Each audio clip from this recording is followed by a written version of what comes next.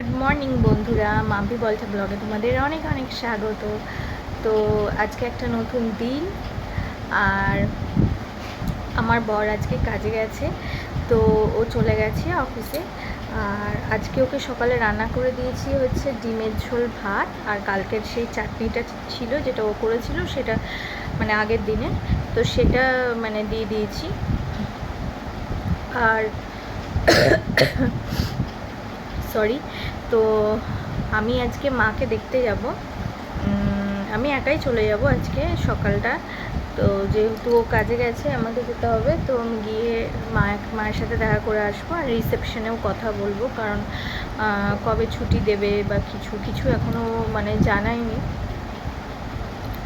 তো সেটাও দেখতে হবে। ডাক্তারবাবুর সাথেও কথা বলবো, যদিও আমি কথা বলেছি ডাক্তারবাবুর সাথে, তো ডাক্তারবাবু বলেছেন যে চেক আপে থাকতে হবে।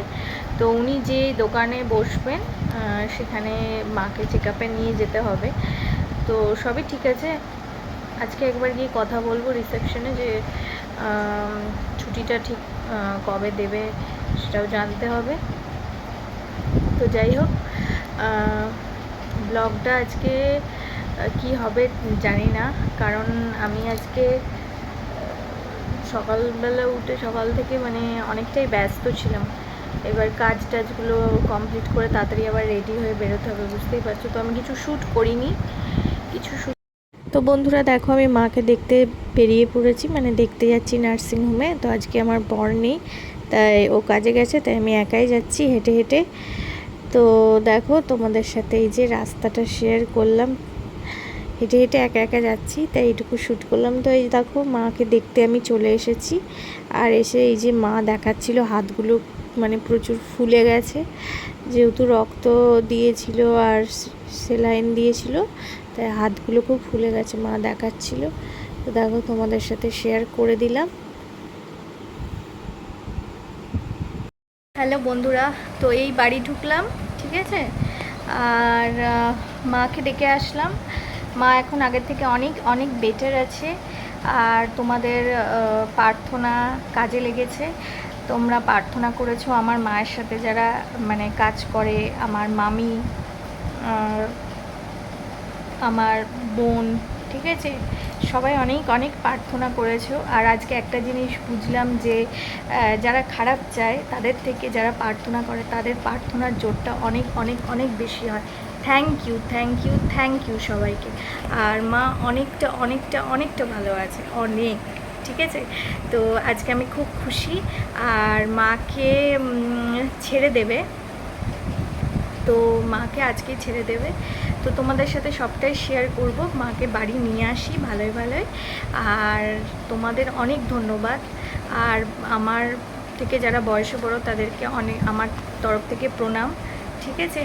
তোমরা সবাই মিলে প্রার্থনা করেছো, আর তোমরা সবাই মিলে ঠাকুরকে ডেকেছো, তাই মা সুস্থ হয়েছে। অনেকটা অনেকটা বড় ভাড়া কাটিয়ে মানুষটা বাড়ি আসবে আজকে, আমি খুব খুশি।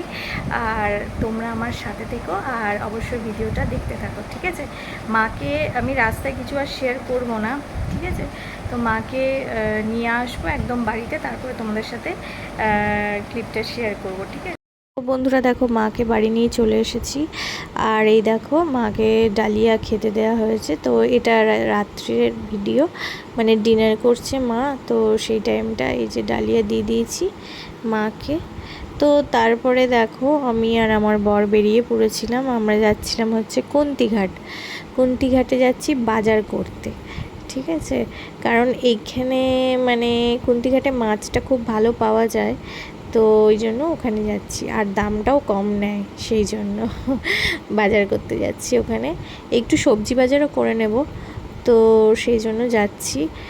আর কি বলবো, এই দেখো, এটা দেখছো সবথেকে বড় যে মাছটা, দেখো ওটা হচ্ছে গুড়জালি মাছ, দেখো কি বড়। এটা দেখে আমি আর থাকতে পারলাম না, ভাবলাম আমার বন্ধুদের সাথে শেয়ার করি, তাই এই যে শেয়ার করে দিলাম। তো দেখো, এই যে মাছ কিনতে এসছি আমরা। তো মাছ কেনার পর তারপরে কিছু সবজি কিনে নিলাম।